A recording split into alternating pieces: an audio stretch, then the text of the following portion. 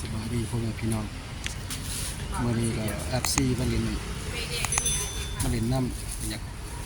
พาไปเฮือนน้องสาวอยู่แถวหน้าจะไปเบิ่งก็ไปซักผ่านไปเดี๋ยวต้องมาแวะตลาดก่อนสิไปอันนี้แม่นหมากเนี่ยคนขอถามเนี่ย ก่อนสิไปหาเพิ่น มัน ไปเล่นน้ำเพิ่นเทื่อนึงแล้วแถวนั้นก็งามธรรมศาสตร์แถวมันก็อยู่แถวไห้แถวหน้าแถวเพิ่นบ่อยากไปเบิ่งในส่วนพาเพิ่นไปได้สักสองคนกับสองคนนึงก็อยู่รถจากคนหนึ่งอยู่รถนี่แหละมาซื้อบักไม้คือหมักเด่นกันเลย โอ้หมักนั่นนี่ หมักมัน บางมันเนาะคือหมัก ใกล้ๆหมักพร้อม คือหมักแอปเปิลหน่อยเนาะ มันคือหมักพร้อม หมักพร่ำหมักพร่ พร้อม ำหมักพร่ำ แต่มันอยากส้มๆหวาน แม่นหมักพร่ำ มันก็น้อยเดียวอันนี้ของละของมาจากเบียดแต่ไปอยู่10 ของซื้อบักไม้ ข้ามขึ้นฝนตก หมักเงาะ ฝนตกจะไปอยู่เส้น ค่อยว่าค่อยก็อยู่ที่นั่นค่อยบ่ เอาพูดได้ยังนี่วะฝนตก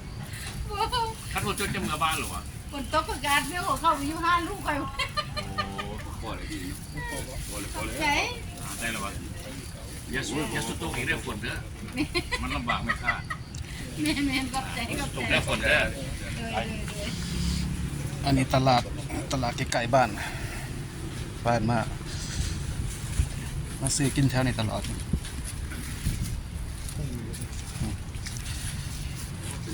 ฝนตกอยากเหมือกนิดนึง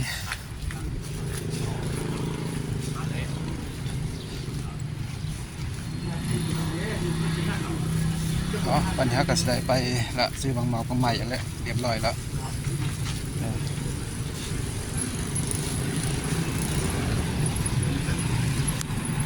พาเขาไปซื้อกาแฟ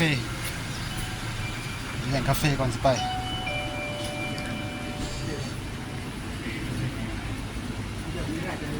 อันนี้ได้เฟนอเมริกัน อัน โน่ นี้เป็นตลาดเซเว่นเลฟเว่นมีบางเรา เอาดอกอันนี้ดอกดอกซ้ำอยู่แล้วมันสิมันที่ ที่กันกับยูมิกาใช่ตลาดเซเว่นเลฟเว่น แก้วยังวะ คอยเอายังก็ได้อเมริกันโน่ไออเมริกันโน่เย็น เอานมเย็น เราจะนมเย็นกาแฟนมเย็น กาแฟนมเย็น นมเย็น เป็นนมเย็น พวกคาเฟ่นมจะมีลาเต้ ลาเต้ลาเต้ไหนวะ อาลาเต้ หวานพอ ปานพอด ลาเต้ ลาเต้200คือกัน ลาเต้เนี่ย จอกซ้ำกันนั่นแหละตัวหน่อยกินว่าเราอยู่ในรถ เอาลาเต้ให้เราใช่ไหมเอาลาเต้2 $2เลย ก็ซื้อกาแฟอเมริกาโน่2วะอเมริกาโน่เป็นเบียร์2กาแฟลาเต้ อเมริกาโน่202ลาเต้1ลาเต้ทั้ง2เลยทั้ง2เป็น4อย่างเซเว่นนี่เป็น อันนี้ก็ มีหลายกันนะเซเว่นเลยบ้านเราก็ได้เนาะ หลายอันนี้เซเว่นเลฟเว่นเซเว่นอยู่เมืองเราแซมันจะได้ มีเวิร์ดโอ้เซนแมนก็มีเนาะอย่างนี้โอ้โหได้ฮะ แซมันมีตัวแต่ว่า มันเท่าไรน่ะนะ ราคาผมดูราคากระซิบโอ มันก็สิแพงแน่นอนอยู่เนี่ยนี่กระน้าซื้อเป็นโตมาแบบมันสเตท แม่นนะโอ้ย อัดแหนเนี่ยมึงนะโอ้เอาใครเปิดประมืดกึบไปแล้ว ตา นะ บุรีเว้ย มันเย็นหลายเนี่ยมืดกึบแล้ว 1,200,000 กีบ โอ้120,000 1,200,000 กีบ หาดอนไปน้ำตัวนี้แซ่บ ประ เลย มาณ500 บาท เอาน้ำนี่ก็บ่เคยกินเลย น้ำดำ แม่นบ่โอ้ลองกินมาจังบาทว่าน้ำแซ่บเลย มากโอ้ซื้อเบียร์มาเลยเบียร์ เซเว่นเลฟเว่นคือแบบว่าทูตเทอร์ดัมเหมือนละคือทูตเทอร์ดัมอยู่อเมริกาละนี่นะก็มาซื้อน้ำซื้อกาแฟเบียร์ไปตอนเพิ่นมองว่าสิไปหั่นล่ะเรียนแถวหน้าเพิ่นอยู่แบบธรรมศาสตร์นี่มันก็คือทูตเทอร์ดัมอยู่อเมริกาเดียว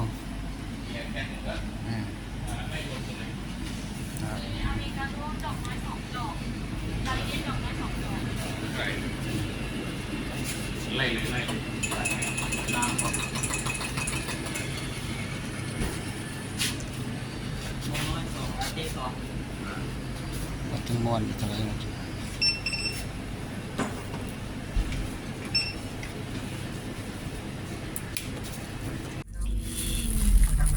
รอกาแฟกัน วันนี้เอาเลี้ยวเข้ามาลาดป่วยเลยแล้วนี่ลาดป่วยก็จะหน้าเสียง ไปหนึ่งกัน4 คน5 คนเอาวันนี้ครับกลับมาเดี๋ยวนี้ครับกลับมาหอดละอันนี้เมืองโคดซีวิไลเด้อมาเทือที่2มาเนี่ยมาเมื่อนี้ไปถึงยามฝนตกเพื่อนFC สาวน้องสาวซื้อ FC นับถือเป็นน้องสาวซะซื้อแต่มากับ FC 3-4 คนเพิ่นพามาบ่อยากมาเล่นนี่กับรถพามารถนี่แหละมันก็มาแต่ต่างเมืองคือกันมาแต่สหรัฐอเมริกากันเลยมาดนแล้วเดี๋ยวนี้ฮะก็มาหอดเทือนซาแต่ละเนี่ยนะเทือนที่2แล้วเขามาเบิ่งมาเพิ่นอยู่ฮะธรรมศาสตร์นี่แหละงามฝนตกหญ้าเขียวต้นไม้ก็เกิดงามบางน้องปลาเพิ่นแล้วว่าปลาหลายฝนตกแต่ข้าวฝนตกมานี่ปลาขึ้นอยู่หน้าไอ้เนาะเพิ่นว่าเขามาสอนนั่นหลายกิโลเลยมีแต่ปลาขาวบ่ปลาเขียวน้ำตก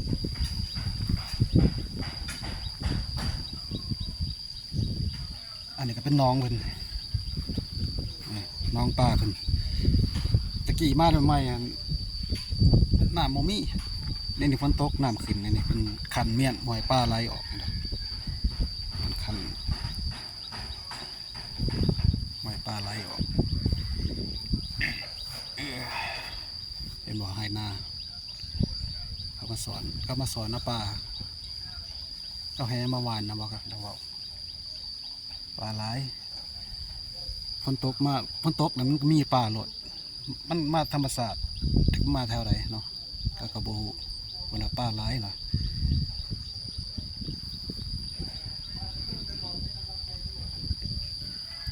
น้องปลาเด้อเห็นไหมน้องปลาน้ำขึ้น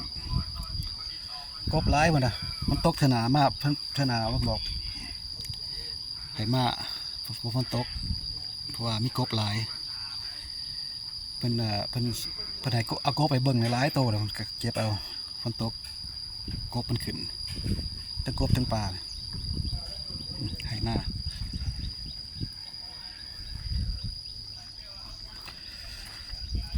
ไปเบิ่งปลามีจังได๋วะ มีปลาซิวลักออกนี่ปลาซิวนี่ตัวน้อย แล้วว่าเขาไปสอนเอาปลานี่หลายเด้ออยู่ให้หน้านี่ เพราะว่าเนี่ยเพิ่นยังกระเก่าเพิ่นยังบ่กันฝนตกหนัก มีมองอยู่ที่น่ะมีแบบตะนางกันอยู่ที่น่ะ จะนั่งนี่ พอมองน้ำไหลออกมาน่ะ ปลาเดี๋ยวน้อยมันออกเป็นลูกปลามันยังออก มองน้ำไหลหั่นได เนาะมันก็สิออกมาใส่หน้านี่ล่ะ บ่ต้องมีตะนางได้กัน ก็มี มุ้ยตะนางมันออกมาได้ปลา มันออกได้เห็นปลาซิวแล่นออกมา บ่ ตัว โอ้ย น้อย ปลาซิวเด้อเขาปลาซิวรอดตะนางได้อยู่ปลาซิวน่ะเบิ่งเอาน้องเพิ่นน้ำท่วมนี่น้ำท่วมมันไหลออกมาหน้าปลาใหญ่ออกบ่ได้มีแต่ปลาซิวออกได้เพราะว่าปลานี่แหละแถวนี่แหละให้หน้าแท้นี่เขามาสอนมาหลายกิโลแล้วน้ำท่วม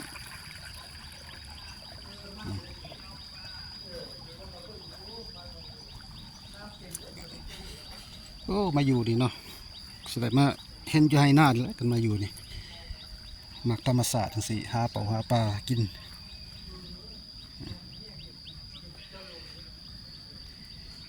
อีกอย่างหนึ่งมึงพักกระแยงนี่พักกระแยงก็มีด้วยกันได้นี่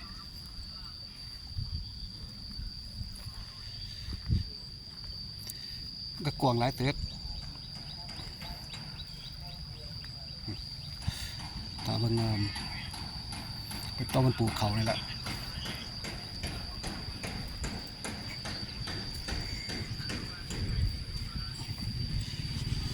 เบิ่งกันหน้าบ้าน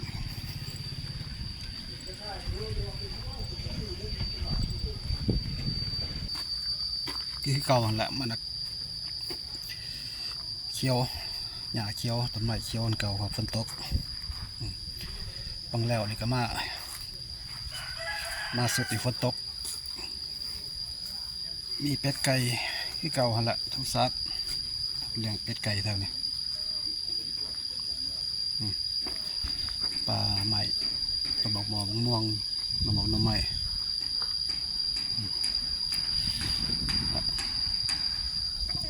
เป็ด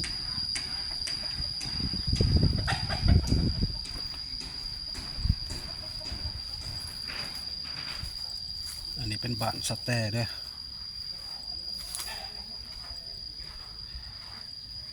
อยู่เมืองไซธานีโคซิวิไล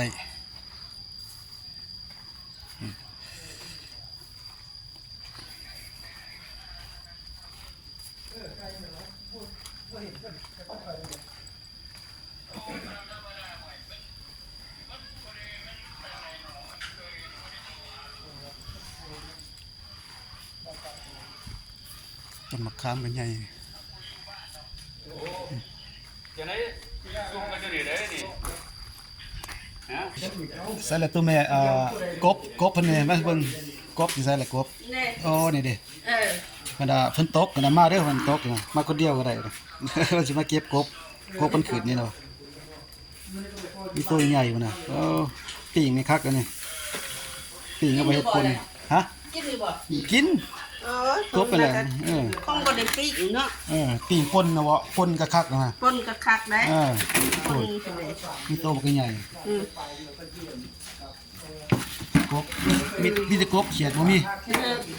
อืม ตายเลย ตัวใหญ่บ่โอ้ตายแล้วตามซ้อนเนาะกบลายมันอันนี้ก็คิดเช่นเพิ่นเนี่ยเพื่อนครัวเพิ่นเฮ็ดกินพอดีได้กบใหม่ๆแล้วเพิ่นก็สิเสร็จยังกินอยู่บ่กบเนี่ยนะ ฮะ มันกระปูตอกเลยกระปูนี่ อันนั้นยามันไปจ้ะแกงหน่อไม้แล้วก็เพราะว่าอันนั้นยันว่าบ่กินกบเนาะ แกงหน่อไม้ใส่กบก็แซ่บเลยเนาะใส่กบก็ได้เนาะแกงหน่อไม้นี่เป็นแกงหน่อไม้นี่นะก็แซ่บเลยเฮ็ดพอบ่น่ะ อันเฮ็ดอันนั้นอีสัง เฮ็ดเพาะน่ะ บ่ มันยังเฮ็ดเป็น เฮ็ดเพื่อง เฮ็ดเพื่อง เออ เบิ่งคือเฮ็ดเพาะเนาะเฮ็ดเพื่องนี่นะ เอาแต่ไข่มันเลยว่าตัวมันบาน แกงหน่อไม้ก็บ่เฮ็ด แกงหน่อ เพื่อ ไม้ งก็แซ่บเท่าว่านี่แหละธรรมศาสตร์ ซีมันก็เด้อ อย่างซีเลยเอาซีมันหน่อไม้แกงหน่อไม้ก็ตาแซ่บเลย คือรอดแม่เลย แกงหน่อไม้กินตลอดมันหันหน่อไม้ไล่ยังบอก แม่น มีแต่หน่อไม้ไผ่ป่าเด้ แซ่บบ่ผักกระแยงเอาใส่ผักกระแยง กระแยงกันซื้อเอาน่ะ บ่อยู่ให้หน้าบ่มีบ่ มันยังบ่เกิดได้ซั่นนี่โพนอันเขาอันนั้นคนใส่ผักกระแยง อ๋อเนี่ยผักกระแยงกับผักกระแยงกับผักกระแยงนี่เด้ อันนี้บ่แม่นผักกระแยงได้อมันจังได๋ อันนี้ผักกระแยง ผักกระแยง ตัวนี้ผักกระแยง ผักกระแยง อ๋บ่ได้ใส่แต่ผักคะยันว่าบ่มัก บ่โอ้ผักคาก็แห้งแซ่บเลยคือหอมจังว่าอันนั้นเปล่าอยู่เฮือนนี่ก็ได้เด้ บ่ผักคาไหนเส้นแกงหน่อไม้มันน่ะหอมดีเด้อว่ะมันไปซะ กระปู น้อยจับมาวางนี่ต่อไปนี่ ไตออกเข้าขึ้นเอาแล้วตัวนึงไปแล้วโอ้ออกบ่แล่นไว้เป็นยัง ไตน้อง เอาเป็นแกงหน่อไม้นั่นนี่ แกงหน่อไม้เอาผักตรงนี้ ยอดผักบัวเนาะยอดผัก มะอื้อ หมักบวบแนวของมันแท้ๆแล้วนะใส่แกงหน่อไม้แท้ๆนะ บ่มีแต่เฮ็ดปวก เฮ็ดปวกใส่เฮ็ดละโงกแห้งคัก หอมเนาะ หอม มันได้แพงก็ใส่เฮ็ดปวกก็ได้ คือหน่อดีแม่เด้เป็นจังซี่นะ โลนึง5-6แสน เป็นแกงหน่อไม้ให้กินอยู่บางไทยไปหาหน่อหมอกดอกไม้หาหอกหาเฮ็ดบักแกงกินนี่ เฮ็ดป่านี่แหละเฮ็ดปืนบ้านอันนี้เนาะ โอ้หอนเนาะเงินข่อยเนาะไข่แดงมีปองมีปองแล้วมันก็หอนธรรมศาสตร์แต่ว่ามันเงินครัวเด้มันอยู่นอก งหน่อไม้แกงหน่อไม้เอาตัวนี้ก็สออกแล้วก็ปูนี่กลับขึ้นมาคืน น้องเขาไปหลบด้านหน้าบ้านเจ็บมาก อามายังหัว กระปูนี่ก็เอาตำหุง ตำหุงแซ่บ ตำมังคุง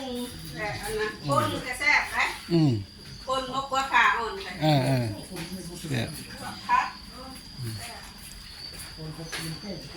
ถ้าเพิ่นแกงหน่อไม้แล้วก็สิกินรอบแค่สีมือเพิ่นแกงหน่อไม้เบิ่งกับตา ล้างกด เบิ่งกับตาแซ่บเลย แกงทำไมคนเฮ็ดมันเป็นตาแซ่บอยู่ แม่นเป็นตาแซ่บ เจ้าเฮ็ดคุ้นๆเลย อันเด้น้ำยาหนอกยานางนี่นะใส่ยานางอยู่แล้วน่ะ แซ่บ เอาไปเบิ่งอันนี้ก่อนน้ำมันก็ท่วมหลายในน้ำนี่กระสมอยู่นี่ปลาหลายน้ำหลายอยู่นี่ก็เอาพอดีนี่ปลาเราหลายดีปลาเรา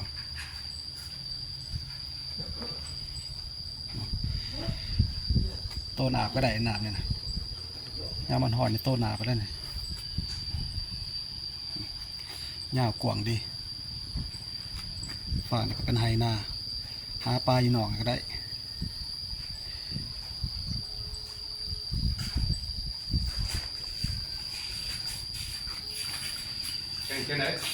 ก็ซื้อบักใหม่มาตอนเป็นหมักไฟเพราะหมักไฟกับหมักเงาะอันนี้จักหมายยังได้บรูเลย